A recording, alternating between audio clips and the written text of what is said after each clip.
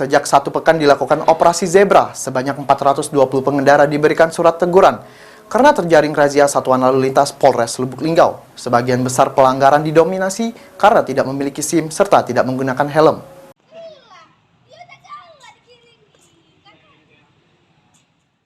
Pelaksanaan operasi Zebra Musi 2022 yang dilakukan Satuan Lalu Lintas Polres Lubuk Linggau 1 tersebar di berbagai kawasan jalan protokol seperti di sepanjang Jalan Yosudarso, Jalan Ahmad Yani, Jalan Garuda hingga kawasan jalan lintas Simpang RCA Kota Lubuk Linggau.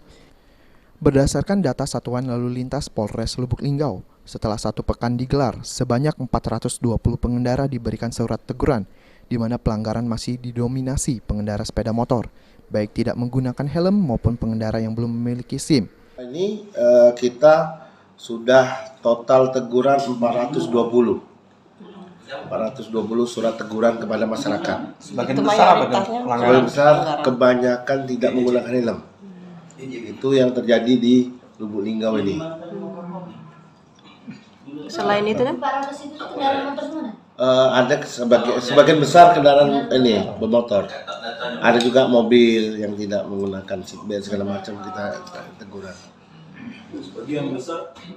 Operasi Zebra sendiri digelar bertujuan agar para pengguna jalan dapat mematuhi peraturan lalu lintas sehingga diharapkan dapat berdampak menurunnya angka kecelakaan lalu lintas yang selama ini sebagian besar didominasi oleh pengendara roda 2. Tri Hajaria, PAL TV.